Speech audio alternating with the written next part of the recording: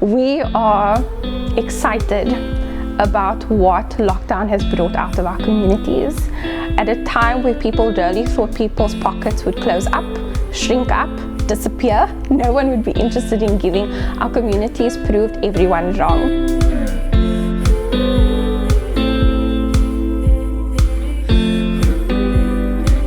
Okay, so the very first episode of This Is How Season 2 is officially out. It came out on Tuesday, the 12th of October.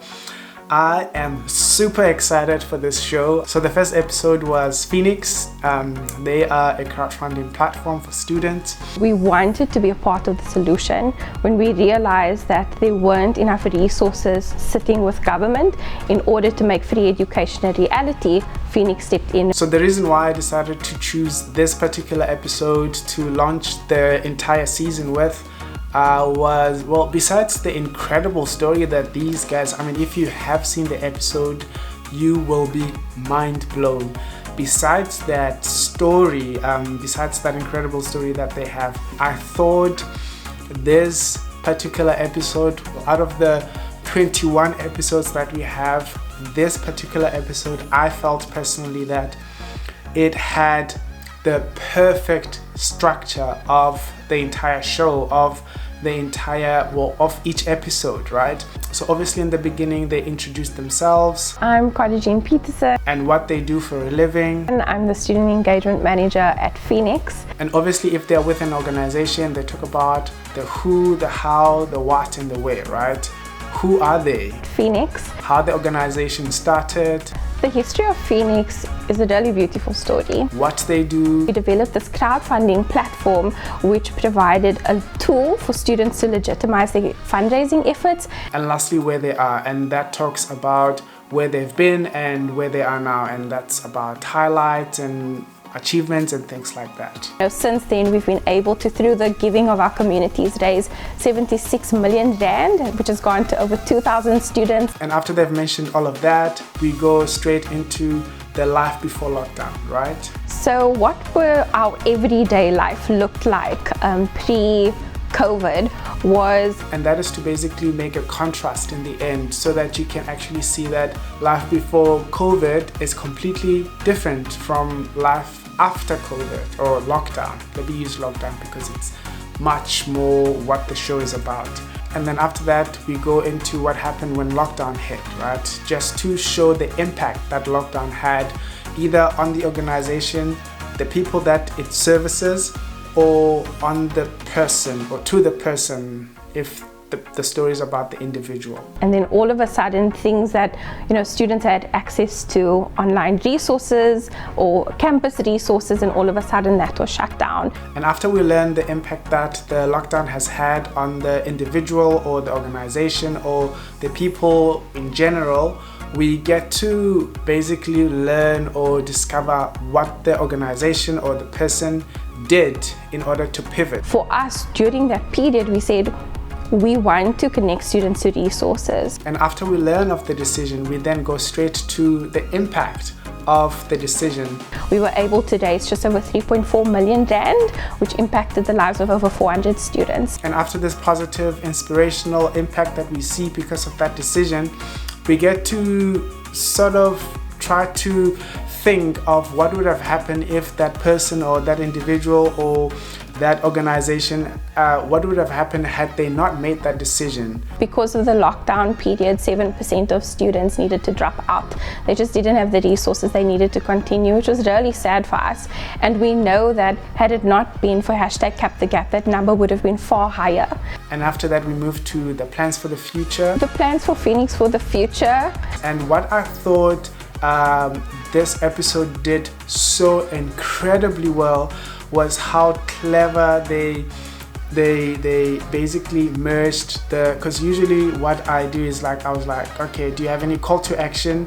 And then after the call to action, I say, okay, do you have any last words? Basically just to leave the audience with, right?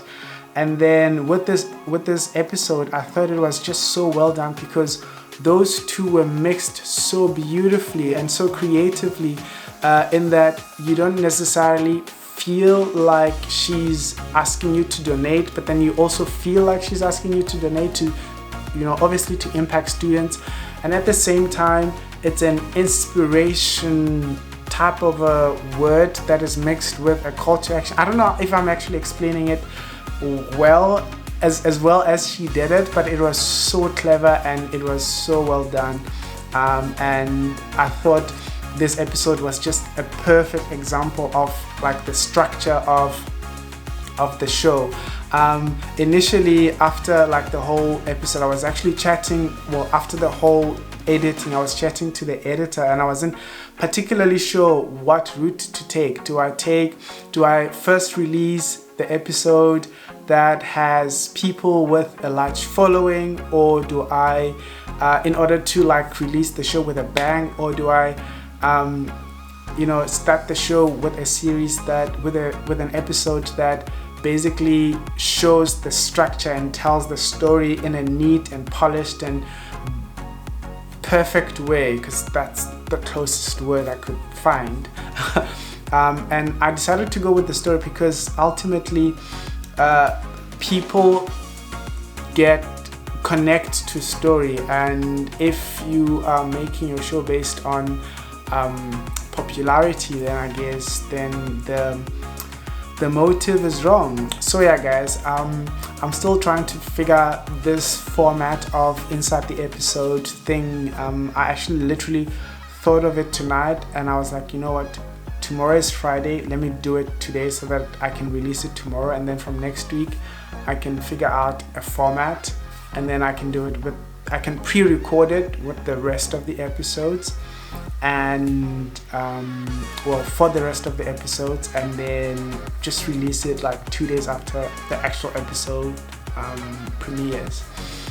So yeah, please be patient with me. There's gonna be a lot of mistakes, there's gonna be a lot of things that don't make sense, trial and error. Bear with me, I'm still trying to learn as well.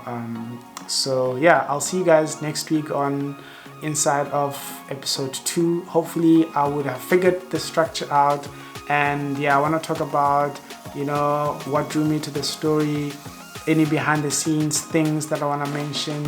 I don't know, I'm still trying to figure it out, so hopefully I will have figured out a structure then, and I will just pre-record everything, and then just because this recording thing and editing, and also I have a lot of work at the office now since we actually starting with productions, which it's getting crazy actually.